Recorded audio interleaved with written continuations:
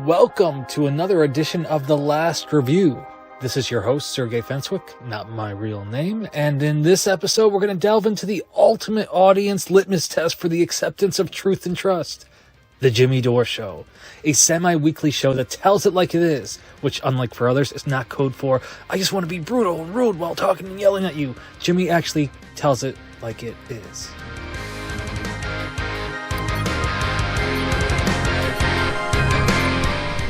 Pleasure to be here. I admired you quite a lot. You're outspoken in the way you speak, like a character from a Frank Capra movie. I'm very flattered. I really appreciate it. You know, I'm just a dumb nightclub comedian. A guy like me should never be allowed to get in here in the first place. I know that. But that's how bad journalism has gotten in America. People in this country pick up their papers and what do they read? Lies. You lied about Iraq, that repealing Glass-Steagall would help our economy. You tell people they can't have Medicare for all. Why don't you tell the people the truth for a change? The problem is the criminals bought the media. They've been bought by the people who bought our government. We have corporate rule. It's one big corrupt cabal. Except I ain't playing their game anymore. Oh, no, not me. I'm standing up and I'm calling you out. A political machine. Corporate sellout. We've got to get this man off the floor. As soon as I become a threat, they're going to try and shut us down. Defend the machine. Hit this guy. CNN ran a giant smear piece. I'm a threat, baby! Woo! Either I'm dead right or I'm crazy. Now the real fight starts. Somebody will listen to me. Keep up the great work, man. You're killing it. You really do speak the truth. I watch your videos all the time. I miss Jimmy Dore. You got it, brother. Jimmy Dore. We all are Americans and we all need the same thing. So let me draw this business plan up for you. All right. Let's have somebody leave a multi-million-dollar multimedia network, go out on his own, and then only to tell people they don't need to contribute to his Patreon during the pandemic, then part ways with his established alt comedy sidekicks, then alienate a segment of his own fan base, then get into name-calling fights with call news people, only to hire another middle-aged white male to help him out. Chances are you're drawing up a recipe for failure. Jimmy Dore does just that in the development of the Jimmy Dore Show, and in turn has made a highly successful and daring, bold news show. This has nothing to do with the liberty or freedom of the Ukraine people. This has to do with NATO expansion, which has to do with the military-industrial complex selling more weapons to NATO countries and making more billions and billions of dollars. They'll send $100 billion to Ukraine, which everybody agreed was the most corrupt country in Europe before this war. They'll send them $100 billion without any tracking whatsoever. Meanwhile, we have people living, including veterans, living under every bridge in Los Angeles. They won't even give us money to fix the bridge.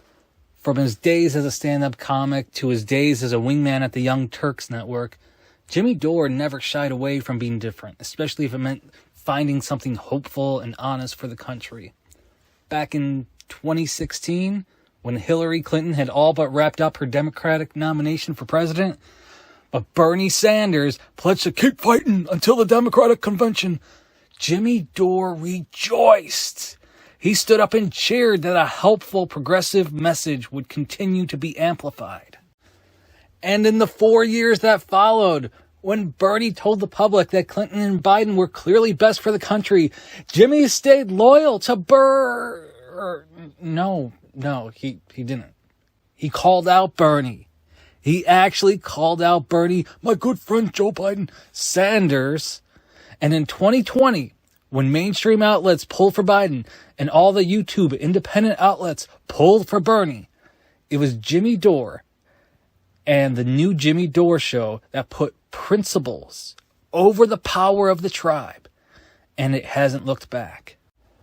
Long a self-described progressive, Dore began to really set himself apart from all news shows as the first show to hold progressives accountable to what they preached.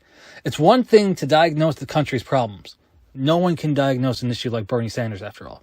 But it's another thing to put plans into place and try to do something about them. For instance, Congresswoman AOC went from appearing on the show, the Jimmy Dore Show, to claiming Dore was inciting violence just years later just because he wanted her to stand up to the Pelosi regime and make headway on Medicare for all.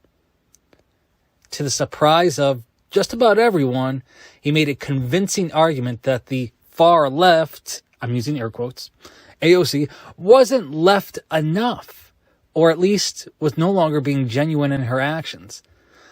Lo and behold, years later, AOC is described as a team player by mainstream outlets after campaigning on bringing the ruckus to the Democratic Party. Jimmy called it years in advance. Rhetoric means little. Actions matter to this show. To this day, Dore brings on American political third parties and event organizers to show audiences that seemingly overly ambitious things can be done in practical ways. You don't need to just talk about it. You can do it. Dore started to make enemies the more he spoke out, but he also started to make more fans. The show was no longer behind a particular progressive movement. It became a movement itself. It fought against corruption and propaganda relentlessly. Nowhere else could you find someone talking about Israeli atrocities on Palestine, Pfizer's pervasive influence with a force-fed and lackluster vaccine, I'm using air quotes again, fights for unions and against union busting, and U.S. military malfeasance and misappropriation of funds, as well as debunking fake Russiagate news and propaganda by the mainstream media. Nowhere else could you find that but on the Jimmy Dore Show. And the show was right about all of these things months or years in advance. He revealed issues with the vaccine, how phony the Trump-Russia ties and propaganda were, how corrupt the Ukrainian government, Israeli government, CIA, OPCW, and NATO all were before others accepted it or ran away from it. With this tact, the wisecracking, cranky Dore was building relatability and trust with his audience. Essentially, the show started to focus on the things that bring us together. Medical care and the fact that Big Pharma is a racket and we could use some straightforward solutions. American international policy that has been blunderful, and the fact that we need to ramp down our interventions. The fact that mainstream media is a joke that often parrots CIA talking points. The fact that politicians are essentially community theater actors with loyalty to big donors and not the constituents. You didn't live through 5 years of Russiagate, where every person who went against the establishment was was red baited and called a Russian, and everybody said the election was a hoax and that it was thrown by Russia and Putin in collusion, and that's why they hate. Jenna Friedman didn't cry to you that Russia hacked our democracy, and I quote.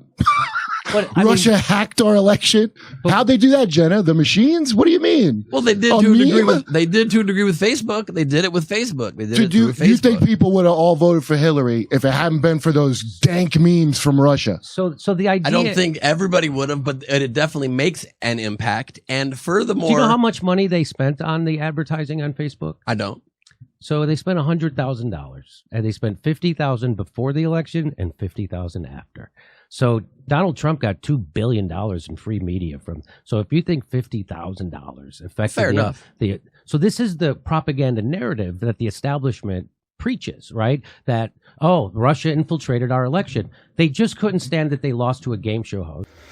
Jimmy Dore and his show focus on class politics, not identity politics.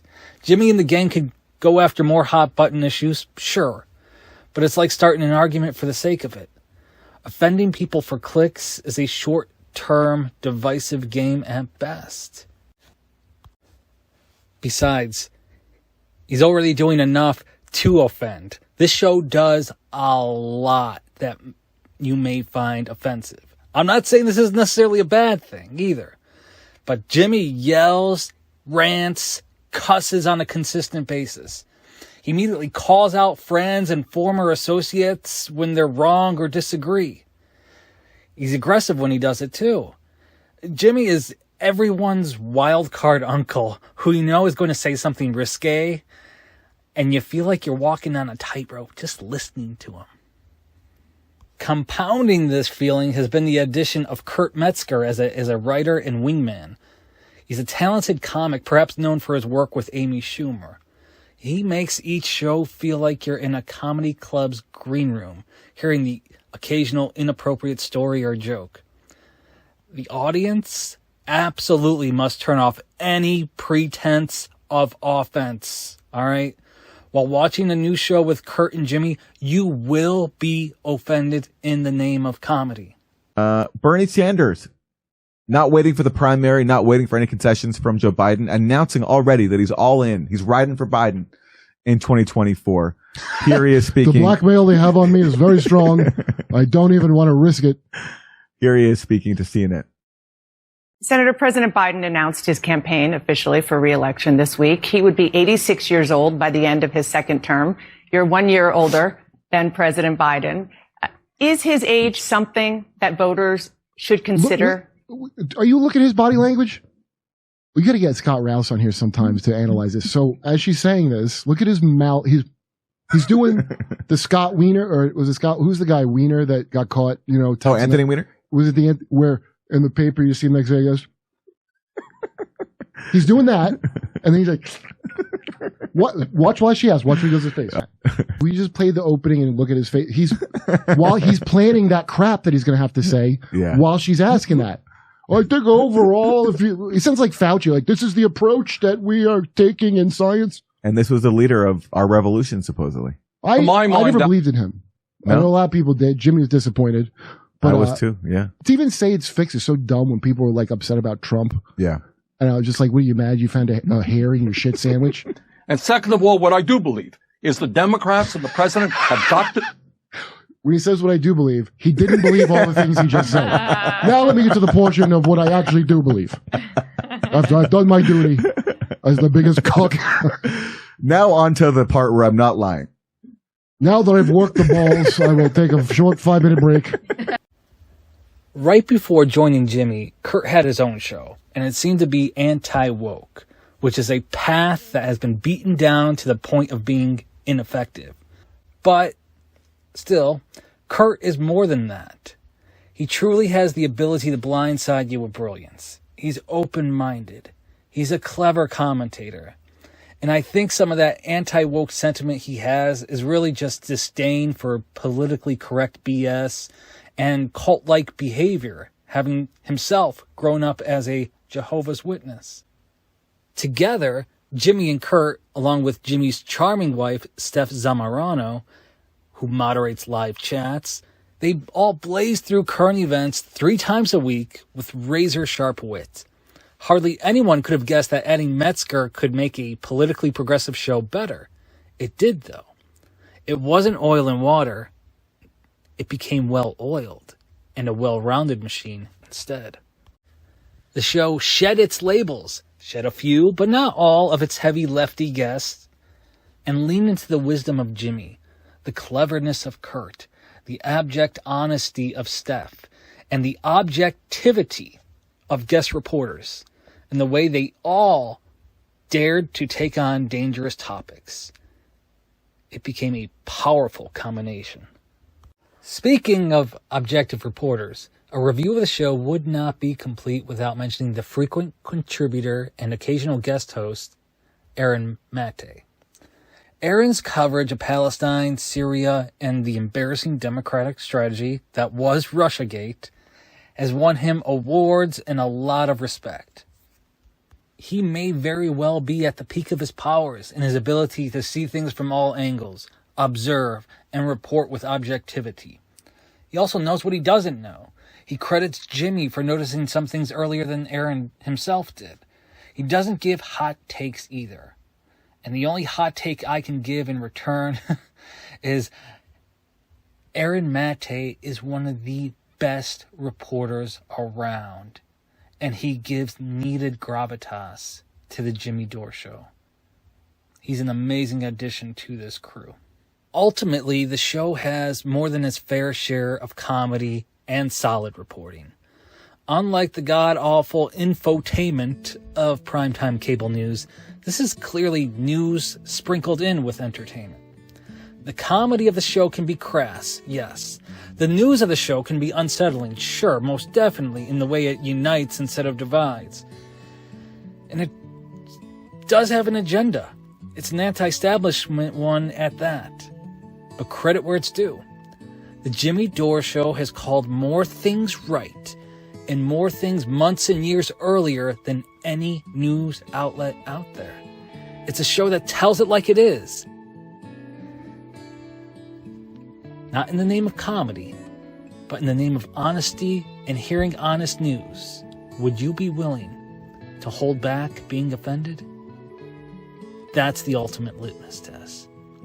And I think we're ready for it a little more each day. Thank you for watching or listening. Please like and subscribe and share this video with as many people as you want. I have a developing website and social media accounts. You can subscribe to those too. Thank you for that.